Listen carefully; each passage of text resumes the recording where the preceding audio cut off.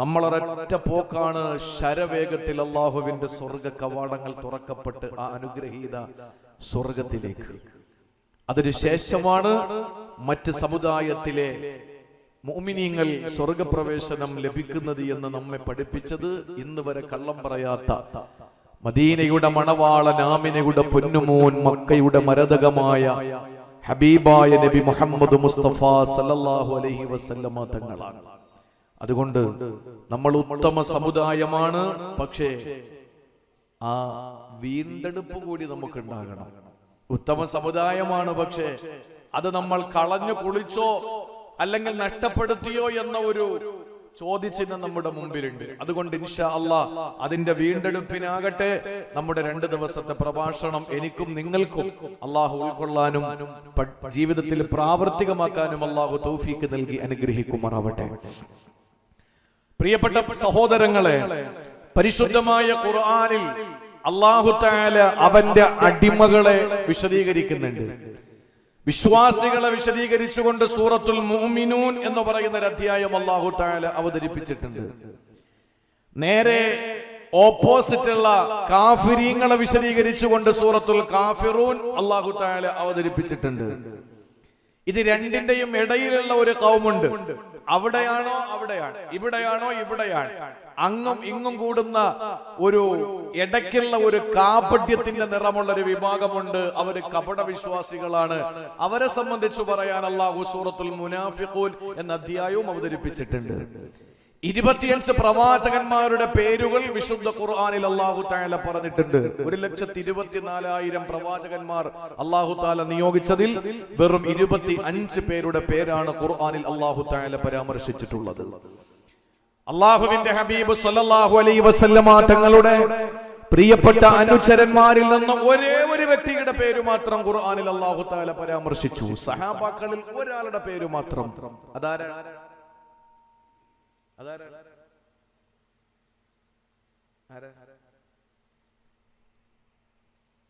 അബൂബക്കർ സിദ്ദീഖ് റളിയല്ലാഹു അൻഹുവിനെ പറ്റിയിട്ടോ ഉമർ തങ്ങളെ പറ്റിയിട്ടോ ഒന്നുമല്ല. സെയ്ദ് എന്ന് പറയുന്ന സെയ്ദ് ബിനുൽ ഹാരിസ് റളിയല്ലാഹു അൻഹുവിനെ മാത്രം ഖുർആനിൽ പേര് പരാമർശിച്ചു. സഹാബാക്കളിൽ ഒരൊറ്റ ആളിന്റെ പേര്.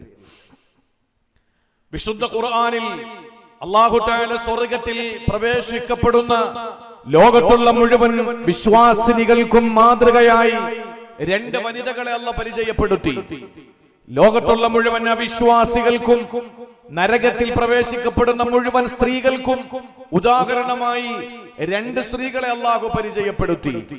ഇങ്ങനെ അല്ലാഹു തആല അവന്റെ വിശുദ്ധ ഖുർആനിലൂടെ പലരെയും പരാമർശിക്കുമ്പോ പല വിഷയങ്ങളെ പറ്റിയിട്ടും ആധികാരികമായി അല്ലാഹു തആല പ്രത്യക്ഷമായും പരോക്ഷമായും അല്ലാഹു തആല അവതരിപ്പിക്കുമ്പോൾ 2 വ്യക്തികളെ പറ്റി മാത്രമാണ് നിഅമൽ അബ്ദു, ഏറ്റവും നല്ല അടിമ, ഏറ്റവും നല്ല അടിമ, ഏറ്റവും നല്ല ദാസൻ എന്ന മനോഹരമായ 2 വാക്കുകൾ കൊണ്ട് അല്ലാഹു തആല പരിചയപ്പെടുത്തിയ നിഅമൽ അബ്ദു, ഏറ്റവും നല്ല അടിമ എന്ന് അല്ലാഹു പറഞ്ഞത് 2 പേരെ പറ്റിയാണ്. ആ 2 പേർ ആരാണ് എന്നും ആ 2 പേരുടെ ക്വാളിഫിക്കേഷൻ എന്തായിരുന്നു എന്നും ഇൻഷാ അല്ലാഹ് ഇന്നത്തെ 2 മണിക്കൂർ സിറാജുദ്ദീൻ ഉസ്താദ് എന്നോട് പറഞ്ഞു 2.5 മണിക്കൂറൊക്കെ പ്രസംഗിക്കൂലേ, ഇപ്പൊ വെപ്രാളൊന്നുമില്ല, കാരണം പോകുന്നില്ല, ഇവിടെ തന്നെ ഉണ്ടല്ലോ. അപ്പൊ ഏതായിരുന്നാലും ഇൻഷാ അല്ലാഹ് നിങ്ങളുടെ പ്രതികരണം അനുസരിച്ചിരിക്കും എന്നും പറഞ്ഞിട്ട് നിങ്ങൾ ഇപ്പോ മൂഡ് ഓഫ് ആയ ഇപ്പൊ നിർത്തുന്നില്ല, 2 മണിക്കൂർ എന്തായാലും ഓടും. അത് കഴിഞ്ഞിട്ട് നിങ്ങളുടെ പ്രതികരണം പോലെ ഇരിക്കും. അതുകൊണ്ട് സ്വലാത്ത് ചൊല്ലുക, ആമീൻ പറയുക, റളിയല്ലാഹു അൻഹു പറയുക. ഞാൻ അവസാനം ഇന്നോ നാളെയോ ഒക്കെ ചില കാര്യങ്ങൾ നിങ്ങളോട് ചോദിക്കും. എനിക്കല്ല, നിങ്ങളുടെ പള്ളിക്ക് വേണ്ടി. ഉള്ളവര് തരിക, ഇല്ലാത്തവർ ഇൻഷാ അല്ലാഹ് ദുആ ചെയ്യുക. ഇത്രയേ ഉള്ളൂ. ഈ 2 ദിവസം നമുക്ക് ആത്മീയമായ ഒരു നവോന്മേഷം നേടിയെടുക്കണം. ചിലപ്പോ തിങ്കളാഴ്ച പിറകണ്ട് ചൊവ്വാഴ്ച നോമ്പാവും, അല്ലേ? അങ്ങനെയല്ലേ? ശക്കിന്റെ ദിവസം തിങ്കളാഴ്ചയാണ്. അള്ളാഹു നമുക്ക് 2 മണിക്കൂറും ഉപയോഗപ്പെടുത്താൻ അള്ളാഹു തൗഫീക്ക് നൽകി അനുഗ്രഹിക്കുമാറാവട്ടെ. മഹാനായ ദാവൂദ് നബി അലൈഹിസ്സലാത്തു വസ്സലാം, ഞാൻ എന്റെ വിഷയത്തിലേക്ക് കടക്കുകയാണ്. ദാവൂദ് നബി അലൈഹിസ്സലാത്തു വസ്സലാം തന്റെ പ്രിയപ്പെട്ട ഭാര്യയെ പ്രസവിച്ചു. പ്രസവിച്ചു. ആ പ്രിയപ്പെട്ട മകന് പേരിട്ടു സുലൈമാൻ. ആ സുലൈമാൻ എന്ന മകനെ ദാവൂദ് നബി അലൈഹിസ്സലാം എന്ന പിതാവ് അടുത്തേക്ക് വിളിച്ചിട്ട് ചോദിച്ചു, എന്റെ പൊന്നുമോനെ യാ ബുനയ്യ, എന്റെ പൊന്നുമോനെ മാ അഹ്സൻ, ഏറ്റവും നല്ല കാര്യം ഏതാണെന്ന് മോൻ അറിയോ? ഒരു ഉപ്പ തന്റെ മകനോട് ചോദിക്കുകയാണ്, ഏറ്റവും നല്ല കാര്യം ഏതാണ് എന്ന്. ആ ഉപ്പയുടെ ചോദ്യത്തിന് മറുപടിയായി ആ പ്രിയപ്പെട്ട പൊന്നുമോൻ പറഞ്ഞു, സകീനത്തുല്ലാഹി വൽ ഈമാനു ബിഹി, അല്ലാഹു നൽകുന്ന ശാന്തിയും അവനെ കൊണ്ടുള്ള വിശ്വാസവുമാണ് ഏറ്റവും നല്ല കാര്യമെന്ന് ആ മകൻ തന്റെ ഉപ്പയോട് മറുപടി കൊടുക്കുകയാണ്. ഏറ്റവും നല്ല കാര്യം ഏതാണ്? അല്ലാഹു തരുന്ന സമാധാനം, ശാന്തി, അവനെ കൊണ്ടുള്ള വിശ്വാസം. അതിനപ്പുറം വേറെ ഒരു നല്ല കാര്യങ്ങളുമില്ല.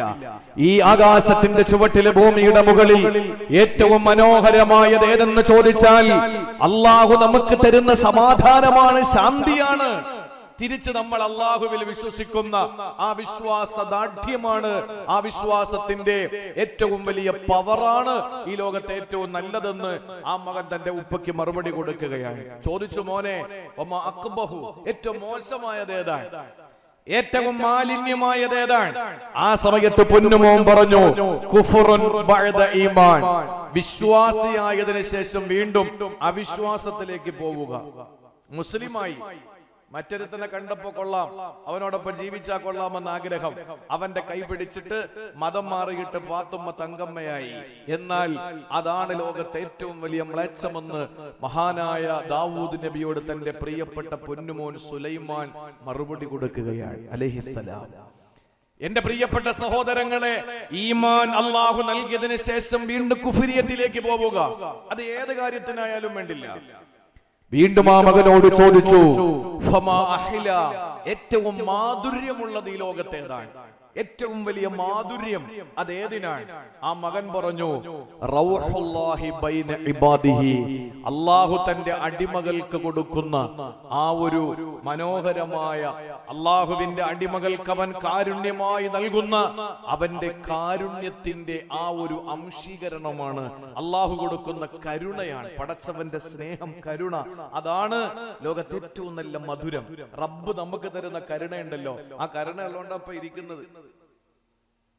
ഒന്ന് അനക്കി നോക്കി, അനങ്ങുന്നുണ്ടല്ലോ, കുഴപ്പമൊന്നുമില്ലല്ലോ. എന്താ കാര്യം? അൽഹംദുലില്ലാഹ്. കൂട്ടത്തിലുള്ള എത്ര ആളുകളെ 10 അടി താഴ്ചയിൽ പ്ലാസ്റ്റിക് കവറിൽ പൊതിഞ്ഞ് ബുൾഡോസർ കൊണ്ട്, മണ്ണുമാന്തി യന്ത്രം കൊണ്ട്, JCB കൊണ്ട് കുഴി കുത്തിയിട്ട് വലിച്ചെറിഞ്ഞു, കുളിപ്പിച്ചില്ല. നിസ്കാരം ആരൊക്കെയോ എവിടെയൊക്കെയോ വെച്ച് നിർവഹിച്ചു. ഇതൊന്നും ഇല്ലാതെ പടച്ചവൻ 2021 ഏപ്രിൽ മാസം 10-ാം തീയതി രാത്രി 9 മണിക്ക് നമുക്ക് അല്ലാഹു തആല ആരോഗ്യത്തോടെ ജീവിക്കാനുള്ള ഭാഗ്യം തന്നില്ലേ? അള്ളാഹുവിന്റെ കരുണയാണ്. അതല്ലേ നമ്മൾ നുകരുന്ന ഏറ്റവും വലിയ മധുരം. ചോദിച്ചു, പൊന്നുമോനെ ഫമാ അബ്റദു, ഏറ്റവും നല്ല കുളിരേതാണ്? ഏറ്റവും നല്ല കുളിരേതാണ്? ആ പ്രിയപ്പെട്ട മകൻ പറഞ്ഞു, വാപ്പാ അഫ്വുല്ലാഹി അനിന്നാസി വഅഫ്വുന്നാസി ബഅലുഹും അലാ ബഅൽ, അല്ലാഹു തന്റെ അടിമകൾക്ക് കൊടുക്കുന്ന മാപ്പും മനുഷ്യർ പരസ്പരം അങ്ങോട്ടും ഇങ്ങോട്ടും കാണിക്കുന്ന വിട്ടുവീഴ്ചയുമാണ് ഏറ്റവും നല്ല കുളിര്. അല്ലെ? നമ്മൾ ആരെങ്കിലും എന്തെങ്കിലും പറഞ്ഞ് ആ പോട്ടെ എന്ന് പറഞ്ഞിട്ട് അവനങ്ങ് പോയാൽ അതിനപ്പുറം കുളിര് വേറെ ഒന്നുമില്ല. അള്ളാഹുവിനോട് നമ്മൾ കാണിക്കുന്ന നന്ദികേടുകൾക്ക് അല്ലാഹ് മാപ്പ് തന്നാൽ ആ മാപ്പ് നൽകുന്നതിനപ്പുറം നമ്മുടെ ശരീരത്തെ കോൽമയിൽ കൊള്ളിക്കുന്ന കുളിര് വേറെ ലോകത്തൊന്നുമില്ല എന്ന് ആ സുലൈമാൻ എന്ന മകൻ തന്റെ ഉപ്പ ദാവൂദ് നബിയോട് പറഞ്ഞ ഇത്രയും ഈ ചോദ്യങ്ങൾക്ക് മറുപടി കൊടുത്തപ്പോ വാപ്പ എന്താ പറഞ്ഞെന്നറിയോ? യാ ബുനയ്യ അന്ത നബിയുൻ, എന്റെ പൊന്നുമോനെ നീ ഒരു പ്രവാചകനാണ്. എപ്പോഴാ പറഞ്ഞത്? പ്രസവിച്ച ആ പ്രിയപ്പെട്ട കുഞ്ഞിനോട് നീ ഒരു നബിയാണ് എന്ന് പറഞ്ഞു. ആ നബി ആരാണ്? കിഴക്ക് മുതൽ പടിഞ്ഞാറ് വരെ ലോകമടക്കി ഭരിച്ച ചക്രവർത്തിമാർ 4 പേരാണ്. അതിൽ 2 പേര് മുസ്ലിമീങ്ങളാണ്, 2 പേര് അമുസ്ലിമീങ്ങളാണ്. ലോകമടക്കി ഭരിച്ച ഒരു സാമ്രാജ്യം മുഴുവനും അടക്കി ഭരിച്ച ഒരു ഭൂഖണ്ഡമല്ല, അല്ലെങ്കിൽ പ്രിയപ്പെട്ടവരെ ഒരു രാജ്യമല്ല, ഒരു സംസ്ഥാനമല്ല, ഒരു നാടല്ല. ലോകം മുഴുവന് കിഴക്ക് മുതൽ പടിഞ്ഞാറ് വരെ, സൂര്യോദയം മുതൽ സൂര്യൻ അസ്തമിക്കുന്നത് വരെ അള്ളാഹുവിന്റെ ഭൂമി മുഴുവനും ഭരിച്ച 4 ചക്രവർത്തിമാരെ ഒരാളാണ് മുസ്ലിമീങ്ങളായ 2 പേരിൽ ഒരാളാണ്. ചരിത്രം പഠിക്കുന്നവർക്കറിയാം, സോളമൻ ചക്രവർത്തി എന്നറിയപ്പെടുന്ന സുലൈമാൻ നബി അലൈഹിസ്സലാം. അല്ലാഹ് പറയുകയാണ് സൂറത്ത് സ്വാദിലൂടെ, അല്ലാഹ് പറയുകയാണ് 30-ാമത്തെ ആയത്തിൽ അല്ലാഹു പറയുന്ന സൂറത്ത് സ്വാദ് മറക്കല്ലേ. അല്ലാഹ് പറയുകയാണ് വവഹബ്നാ ലിദാവൂദ സുലൈമാൻ നിഅമൽ അബ്ദു ഇന്നഹു അവ്വാബ്. അല്ലാഹുവിന്റെ ഖുർആൻ 25 പ്രവാചകന്മാരെ പരിചയപ്പെടുത്തുമ്പോ, അല്ലാഹുവിന്റെ ഖുർആൻ ലോകത്ത് ഒരുപാട് സത്യവിശ്വാസികളെ പരിചയപ്പെടുത്തുമ്പോ, സത്യനിഷേധികളെ പരിചയപ്പെടുത്തുമ്പോ, അല്ലാഹു തആല അവന്റെ 114 അധ്യായങ്ങളിൽ 6660 ചില്ലുവാനമായത്തുകളിൽ 2 വ്യക്തികളെ പറ്റിയാണ് നിഅമൽ അബ്ദു എന്ന് പറഞ്ഞത്. ഇരിക്കുന്ന ഉലമാക്കൾക്കറിയാം, നിഅമൽ അബ്ദു എന്ന് പറഞ്ഞാൽ ഏറ്റവും നല്ല അടിമ, ഏറ്റവും നല്ല അടിമ. അതിനപ്പുറം വേറെ ഒരു നല്ല അടിമയെ പരിചയപ്പെടുത്താനില്ല. അങ്ങനെ അല്ലാഹു പറഞ്ഞ 2 പേരാണ്. ഒന്ന് സൂറത്ത് സ്വാദ് ആയത്ത് 30 ആരാണെന്നറിയോ? നിഅമൽ അബ്ദു ഇന്നഹു അവ്വാബ്. ഏറ്റവും നല്ല അടിമയാണ് ആരാ? വവഹബ്നാ ലിദാവൂദ സുലൈമാൻ. സുലൈമാൻ എന്ന മകനെ ദാവൂദ് നബിക്ക് അല്ലാഹു ഹിബത്ത് കൊടുത്തിരിക്കുകയാ, സമ്മാനം കൊടുത്തിരിക്കുകയാണ്, ഗിഫ്റ്റ് കൊടുത്തിരിക്കുകയാ. എന്റെ പ്രിയപ്പെട്ടവരെ, മക്കളെന്ന് പറയുന്നത് അല്ലാഹു തരുന്ന സൗഭാഗ്യമാണ്. ഈ ഇരിക്കുന്നവരിലെ സന്താനങ്ങളില്ലാത്തവർക്കുള്ള സന്താനം കൊടുക്കട്ടെ. അല്ലാഹു സന്താനങ്ങളെ കനിഞ്ഞരുളട്ടെ.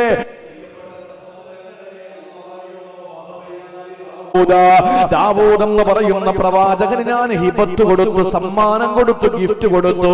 ആരെയാണ്? സുലൈമാൻ. സുലൈമാൻ എന്ന പ്രവാചകന് ഞാൻ സമ്മാനമായി കൊടുത്തു. അതേ നിഅമൽ അബ്ദു ഇന്നഹു അവ്വാബ്. സുലൈമാൻ നബി ഏറ്റവും നല്ല അടിമയാണ്. എന്തുകൊണ്ടാണ് അല്ലാഹു സുലൈമാൻ നബിയെ പറ്റി ഏറ്റവും നല്ല അടിമയെന്ന് പറഞ്ഞതെന്നറിയോ? അവിടെയാണ് നമ്മുടെ തിരിച്ചറിവ്, അവിടെയാണ് വീണ്ടെടുക്കേണ്ടത്, അവിടെയാണ് ഉമ്മത്ത് വീണ്ടെടുപ്പ് നടത്തേണ്ടത്. എന്തുകൊണ്ടാണ് മുൻഗാമികളിൽപ്പെട്ട ഒരു പ്രവാചകന് ഏറ്റവും നല്ല അടിമയെന്ന് പറഞ്ഞത്? ഇല്ല, നമ്മളല്ലേ ലോകത്തെ ഏറ്റവും ശ്രേഷ്ഠതയുള്ളവര്, ഈ ലോകത്തെ ഏറ്റവും ഉത്തമര് നമ്മളല്ലേ? കുന്തും ഖൈറ ഉമ്മ, നിങ്ങളാണ് ഉത്തമ സമുദായമെന്ന് ഖുർആൻ ഈ ഉമ്മത്തിനെ പറ്റിയിട്ട് വാചാലമാകുമ്പോ എന്തുകൊണ്ട് അല്ലാഹു ഒരു പ്രവാചകനെ പറ്റിയിട്ട് നിഅമൽ അബ്ദു ഏറ്റവും നല്ല അടിമയെന്ന് പറഞ്ഞു? ഈ കാരൂക്കപ്പള്ളിയിലെ നിങ്ങളെ പറയാത്തതെന്ത്? ഇടമറയിലെ നിങ്ങളെ പറയാത്തതെന്ത്? ഉടുമ്പന്നൂരിലെ ആളുകളെ പറയാത്തതെന്ത്? തൊടുപുഴയിലെ ആളുകളെ പറയാത്തതെന്ത്?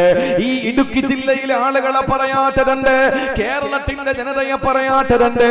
ഇന്ത്യയിലെ ജനങ്ങളെ പറയാത്തതെന്ത്? ഏഷ്യയിലെ ജനങ്ങളെ പറയാത്തതെന്ത്? അല്ലാഹു വേറെ ഒരാളെയും അത് പറഞ്ഞില്ല. ഉത്തമ സമുദായം നിങ്ങളാണെന്നുള്ള അടിവരയിടുമ്പോൾ അല്ലാഹു പറയുന്നു സുലൈമാൻ നബി നിഅമൽ അബ്ദു ഇന്നഹു അവ്വാബ്. ഏറ്റവും നല്ല അടിമയാണ് സുലൈമാൻ നബി എന്ന് അല്ലാഹു പരിചയപ്പെടുത്തുമ്പോ എന്തേ സുലൈമാൻ നബിക്ക് ഉണ്ടായ പ്രത്യേകത? ചരിത്രം നിങ്ങളൊന്ന് കേൾക്കുമോ? സുലൈമാൻ നബി അലൈഹിസ്സലാത്തു വസ്സലാമിന് 1000 കുതിരകൾ ഉണ്ടായിരുന്നു. 1000 കുതിരകൾ ഉണ്ടായിരുന്ന ആളാണ് സുലൈമാൻ നബി അലൈഹിസ്സലാം. സമ്പത്തിന് പിന്നിലാണോ സുലൈമാൻ നബി? അല്ല. അധികാരത്തിന് പിന്നിലാണോ സുലൈമാൻ നബി? അല്ല. വിജ്ഞാനത്തിന് പിന്നിലാണോ സുലൈമാൻ നബി? അല്ല. ഏത് വിഷയത്തിലും സുലൈമാൻ നബി മുൻപന്തിയിലാണ്. ഈ സുലൈമാൻ നബിക്ക് പന്തയ കുതിരകൾ 1000 ഉണ്ടായിരുന്നു. മേൽത്തരം കുതിരകൾ 1000 അല്ലാഹു കനിഞ്ഞരുളി. ഒരു ദിവസം മഹാനായ സുലൈമാൻ നബിയുടെ മുമ്പിൽ ഒരു വൈകുന്നേരം ഒരു സായാഹ്നത്തിൽ 1000 കുതിരകളെ നിരത്തി നിർത്തുകയാ. ചരിത്രം ഖുർആനാണ് പറയുന്നത്. ഇതൊരു സിനിമയുടെ തിരക്കഥയല്ല, ഇതൊരു നാടകത്തിന്റെ ഇതിവൃത്തമല്ല, ഇത് ഒരു സീരിയലിന്റെ ക്ലൈമാക്സ് അല്ല, ഇത് പരിശുദ്ധമായ ഖുർആൻ ലോകത്തെ ഏത് ഒരുത്തൻ കിടന്ന് ചാടിയാലും ഇല്ല ഒരു വള്ളിക്കും പുള്ളിക്കും വ്യത്യാസം വരാത്ത അല്ലാഹുവിന്റെ വിശുദ്ധമായ ഖുർആൻ ലോകം ദാഹിച്ചുകൊണ്ടിരുന്ന വിമോചന സരണി പുരാതന കാലത്തെ പ്രാകൃതന്റെ പുരോഗമന കാലത്തെ പരിഷ്കൃതന്റെ മനോമുഖരത്തിൽ പരിവർത്തനത്തിന്റെ പടപ്പാട്ട് പാടിയ ആഗോള സംസ്കാര സംശുദ്ധ സിദ്ധാന്തം വിളിച്ചോതുന്ന വിശുദ്ധമായ ഖുർആൻ ആ ഖുർആനിൽ അല്ലാഹു പരിചയപ്പെടുത്തുകയാണ് പ്രിയപ്പെട്ട സഹോദരങ്ങളെ അല്ലാഹുവിന്റെ ഖുർആൻ തന്നെയാണ് പരിചയപ്പെടുത്തുന്നത് എന്തേ വൈകുന്നേരമായപ്പോ സുലൈമാൻ നബിയുടെ മുമ്പിൽ 1000 കുതിരകളെ ഹാജരാക്കുകയാണ് ഇത്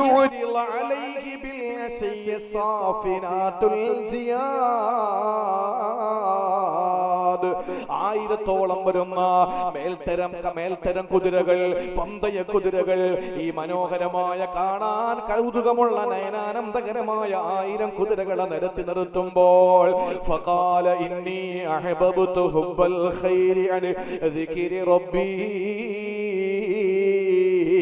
ലോഹറിന്റെ സമയം കഴിഞ്ഞ് അസറിനോടടുക്കുന്ന സമയത്താണ് സുലൈമാൻ നബിയുടെ മുമ്പിൽ 1000 കുതിര ഒരു മൈതാനത്ത് ഒരുമിച്ച് കൂട്ടിയത് ആ സമയത്ത് മഹാനായ സുലൈമാൻ നബി അലൈഹിസ്സലാത്തു വസ്സലാം അതിലേക്ക് നോക്കുമ്പോൾ കൗതുകം തോന്നിയ സുലൈമാൻ നബി അലൈഹിസ്സലാത്തു വസ്സലാം അസ്ർ നിസ്കാരം മറന്നുപോയി സുബ്ഹാനല്ലാഹ് പണ്ഡിതന്മാരെ ഉലമാക്കൾ മുഫസ്സിരീങ്ങൾ പറയുന്നു അല്ല അസ്റിന് സമയത്തുള്ള ഏതോ ഒരു മഹാനവറുകളുടെ വിർദാണത്രേ അന്ന് നമസ്കാരം ഇല്ലത്രേ ഇന്നത്തെ പോലെ 5 നേരത്തെ നിസ്കാരം അന്നില്ലത്രേ ഉലമാക്കൾ മുഫസ്സിരീങ്ങൾ അവരുടെ അഭിപ്രായങ്ങൾ പറയുന്നു പേജുകൾ അതിനു വേണ്ടി മാറ്റിവെക്കുന്നുണ്ട് പക്ഷെ ഒന്നറിയണേ വെറുതായാലും നിസ്കാരമായാലും ആ സമയത്ത് അല്ലാഹനെ പറ്റിയുള്ള ചിന്ത അങ്ങ് മറന്നു പോവുകയാ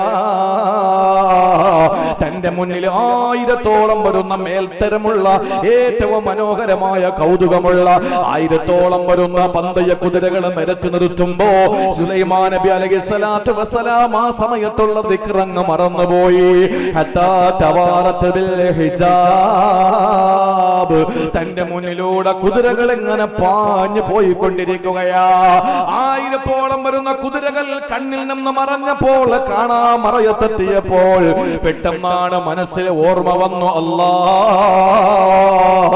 പടച്ചവരെ എനിക്കെല്ലാം നഷ്ടപ്പെട്ടല്ലോ ഇന്നി അഹബബ്തു ഹുബ്ബൽ ഖൈരി അൻ ദിക്രി റബ്ബി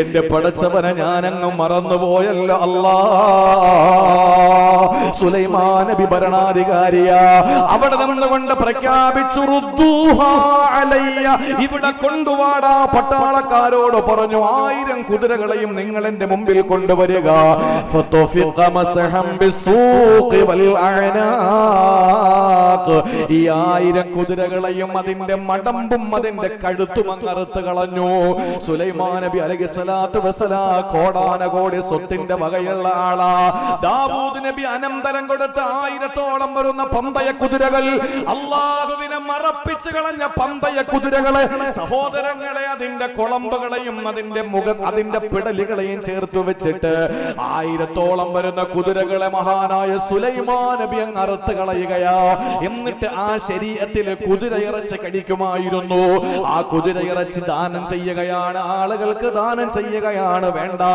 അല്ലാഹനെ മറപ്പിച്ച സമ്പത്തിനിക്കു വേണ്ട അല്ലാഹനെ മറപ്പിച്ച സ്വത്തിനിക്കു വേണ്ട എന്ന് പറഞ്ഞുകൊണ്ട് സുലൈമാൻ നബി അലൈഹിസ്സലാം ഈ 1000 കുതിരകളെയും അങ്ങ് അറുത്ത് കളയുമ്പോ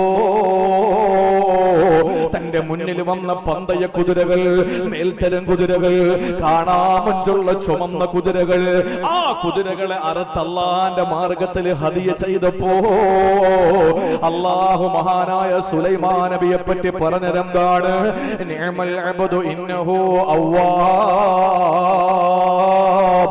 ഏറ്റവും നല്ല അടിമയാണ് സുലൈമാൻ നബി എന്ന് അല്ലാഹുവിന്റെ പരിശുദ്ധ ഖുർആൻ അല്ലാഹു മനസ്സിലാക്കാൻ തൗഫീഖ് നൽകി അനുഗ്രഹിക്കുമാറാവട്ടെ മനസ്സിലായില്ലേ 1000 കുതിരകൾ ഈ 1000 കുതിരകളെ മൈതാനത്ത് ഇറക്കി നിർത്തി സുലൈമാൻ നബി ഇങ്ങനെ ഓരോന്ന് നോക്കി നോക്കി നിൽക്കുമ്പോൾ അസറിന്റെ സമയത്തുള്ള അദ്ദേഹത്തിന്റെ വിർദ് നഷ്ടപ്പെട്ടു പോയി ഓർമ്മ വന്നപ്പോ പറഞ്ഞു റുദ്ദൂഹാ അലയ്യ പട്ടാളക്കാരോട് പറഞ്ഞു ആരാ പട്ടാളക്കാര് സുലൈമാൻ നബിയുടെ പട്ടാളക്കാരാരാ സുലൈമാൻ നബിയുടെ പട്ടാളക്കാര് ജിന്നുകളാണ് സുലൈമാൻ നബി അലൈഹി സ്വലാത്തു വസ്സലാമിനെ യാത്ര ചെയ്യണമെങ്കിൽ സ്വർഗത്തിന്റെ അതേ അവസ്ഥയാണ്.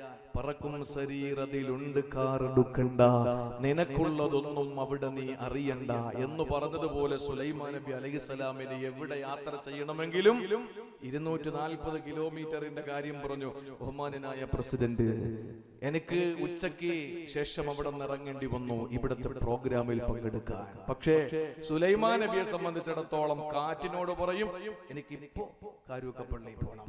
നിമിഷ നേരം കൊണ്ട് സുലൈമാൻ നബി അവിടെ എത്തിക്കും. ആ ഒരു സൗഭാഗ്യം കൊടുത്ത സുലൈമാൻ നബി അലൈഹിസ്സലാം തന്റെ കുതിരകളെ നോക്കി നിൽക്കുമ്പോൾ തന്റെ വിറുത് നഷ്ടപ്പെട്ടു പോയ സുലൈമാൻ നബി അലൈഹിസ്സലാത്തു വസ്സലാം പെട്ടെന്ന് അതിനെ മടക്കി വിളിച്ചിട്ട് എന്താ ചെയ്തെന്നറിയോ? അതിനെ അറുത്ത് ദാനം ചെയ്തിട്ട് പറഞ്ഞു, എന്റെ റബ്ബിനെ മറപ്പിച്ച ദുനിയാവിന്റെ സ്വത്തൊന്നും എനിക്ക് വേണ്ട, അതൊക്കെ റബ്ബിന്റെ മാർഗത്തിൽ തന്നെ ഞാൻ ഹദിയ ചെയ്യുന്നു എന്ന് പറഞ്ഞ് അള്ളാഹുവിന്റെ മാർഗത്തിൽ അതിനെ ദാനം ചെയ്ത് പാവങ്ങൾക്ക് സമ്മാനമായി കൊടുത്തു. അള്ളാഹു ഈ ഒരൊറ്റ കാര്യം കൊണ്ട് പറഞ്ഞു, നിഅമൽ അബ്ദു ഇന്നഹു അവ്വാബ്, ഏറ്റവും നല്ല അടിമയാണ് മഹാനായ സുലൈമാൻ നബി അലൈഹിസ്സലാം. നമ്മുടെ ജീവിതത്തിൽ എന്റെ പ്രിയപ്പെട്ട സഹോദരങ്ങളെ, നമ്മൾ ഏറ്റവും കൂടുതൽ ഇഷ്ടപ്പെടുന്നത് ഏതാണ്? നമ്മൾ ഏറ്റവും കൂടുതൽ ഇഷ്ടപ്പെടുന്നത് എന്താണ്? നമ്മുടെ ജീവിതത്തിൽ ഏറ്റവും കൂടുതൽ ഇഷ്ടപ്പെടുന്നത് നമ്മുടെ മക്കളാണെങ്കിൽ, നമ്മുടെ സ്വത്താണെങ്കിൽ, നമ്മുടെ സമ്പത്താണെങ്കിൽ, നമ്മുടെ വീടാണെങ്കിൽ, നമ്മുടെ ബിസിനസ് ആണെങ്കിൽ, നമ്മുടെ വാഹനമാണെങ്കിൽ, ഏതാണോ നമ്മൾ കൂടുതൽ താല്പര്യം തോന്നുന്നത്, ആ താല്പര്യം തോന്നുന്ന വസ്തുക്കൾ അള്ളാഹുവിനെ തൊട്ട് നമ്മളെ മറപ്പിച്ചുകൊണ്ട് നമ്മുടെ ജീവിതത്തെ ഇന്നും വലിയ നിലയിൽ നമ്മെ സ്വാധീനിച്ചു കൊണ്ടിരിക്കുമ്പോ അല്ലാഹ് പറഞ്ഞു, ഒരിക്കലും നിങ്ങളുടെ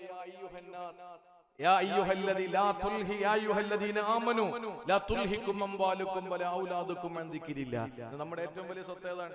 സമ്പത്ത്. ഏറ്റവും വലിയ സ്വത്ത് ഏതാണ്? സന്താനങ്ങൾ.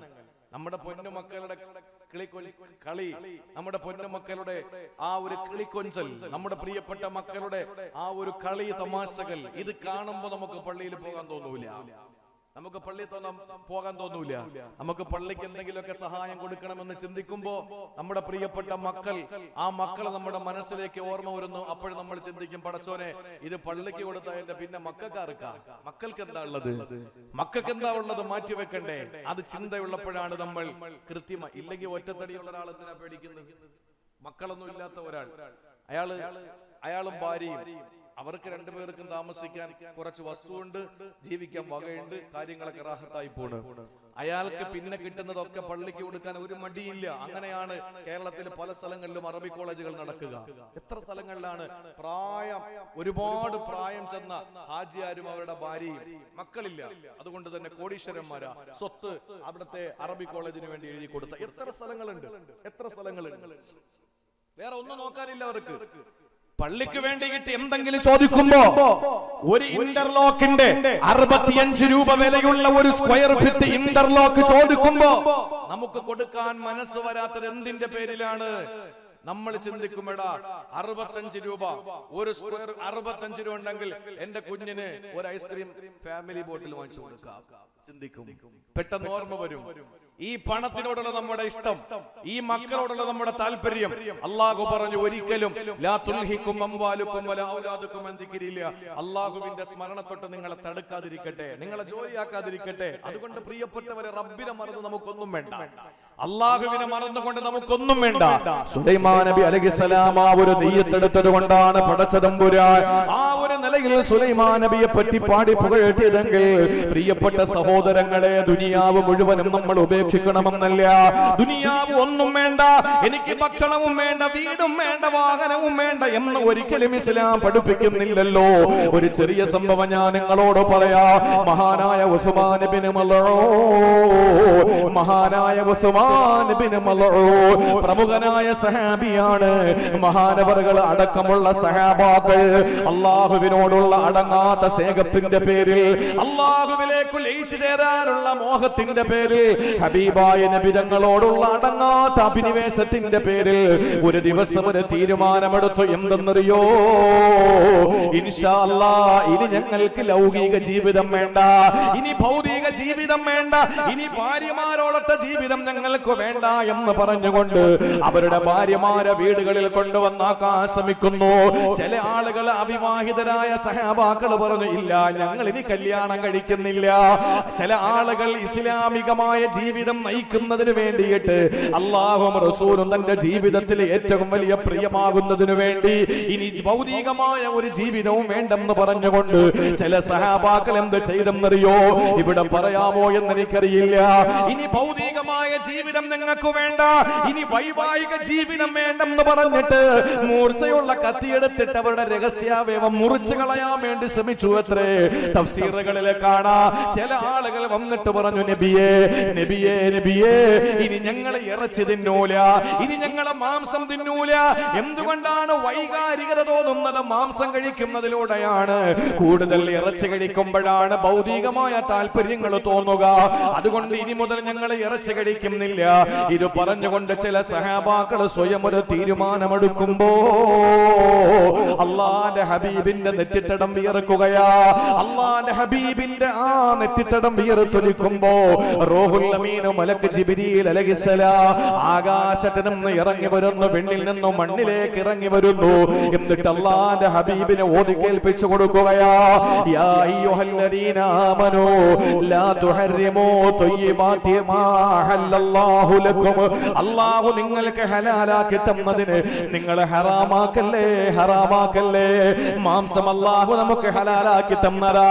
അത് ഏവൻ എന്ത് കടയുടെ മുമ്പിൽ എഴുതി വെച്ചാലും അല്ലാഹു ഹലാലാക്കിയേ നമ്മൾ കഴിക്കൂ, അല്ലാഹു ഹറാമാക്കിയ നമ്മൾ കഴിക്കൂല. ഒരു പല്ലിമുട്ടായിയുടെ വലിപ്പത്തിന്, ഒരു കടലയുടെ വലിപ്പത്തിന് ഹറാമ പോലും നമ്മൾ കഴിക്കൂല.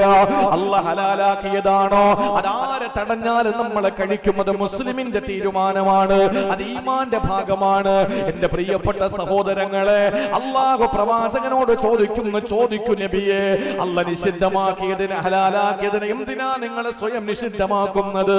പ്രിയപ്പെട്ട സഹോദരങ്ങളെ, ഇതിൽ നിന്ന് നമുക്ക് മനസ്സിലാക്കാം, ഒരിക്കലും ഭൗതിക താല്പര്യങ്ങളെ വെടിയണമെന്നല്ല, ആഹാരം കഴിക്കാതെ ജീവിക്കണമെന്നല്ല, ഒരു ആർഭാടവും ഇല്ലാതെ കഴിയണമെന്നല്ല.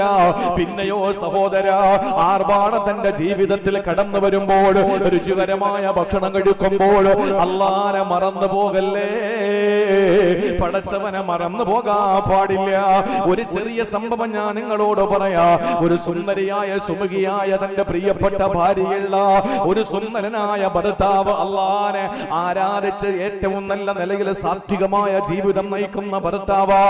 ആ ഭർത്താവ് ഒരു ദിവസം തന്റെ പ്രിയപ്പെട്ട ഭാര്യയോട് പറയുന്നു, പെണ്ണേ, ജീവിതത്തിൽ എന്താണ് സുഖമെന്നറിയാത്ത, ജീവിതത്തിൽ എന്താ സുഖമെന്നറിയാത്ത, അല്ലാഹുവിന്റെ ഭൂമിയിൽ സുഖം എന്തെന്നറിയാത്ത ഒരു മനുഷ്യൻ അവിടെ ഇരിപ്പുണ്ട്. ആ മനുഷ്യന് കുറച്ച് ഭക്ഷണം കൊണ്ട് കൊടുക്കണമെന്ന് തയ്യാറാക്കി തരുവോ? ഭാര്യയ്ക്ക് വലിയ സന്തോഷമായി. അല്ലാഹ് ഇഷ്ടപ്പെടുന്ന ഒരാൾക്ക് കുറച്ച് ഭക്ഷണം കൊടുക്കുക എന്ന് പറയുന്നത് വലിയ സന്തോഷമല്ലേ? അങ്ങനെ ഭക്ഷണം തയ്യാറാക്കി, എന്നിട്ട് അതിനെ പാക്ക് ചെയ്തിട്ട് തന്റെ ഭർത്താവിന്റെ കയ്യിൽ കൊടുത്തു. ഭർത്താവ് മകനെ വിളിച്ചിട്ട് പറഞ്ഞു, പൊന്നുമോനെ, ഈ ഭക്ഷണം നീ കൊണ്ട് കൊടുക്കണം. ഇന്ന വൃക്ഷത്തിന്റെ ചുവട്ടിൽ ഒരു മനുഷ്യനിരിപ്പുണ്ട്, അദ്ദേഹം അല്ലാഹുവിന്റെ ആബിദാണ്, ആ മനുഷ്യന്റെ കയ്യിൽ കൊണ്ട് ഭക്ഷണം കൊടുക്കണമെന്ന് പറഞ്ഞു. ആ സമയത്ത് മകൻ ചോദിച്ചു, ഉപ്പാ,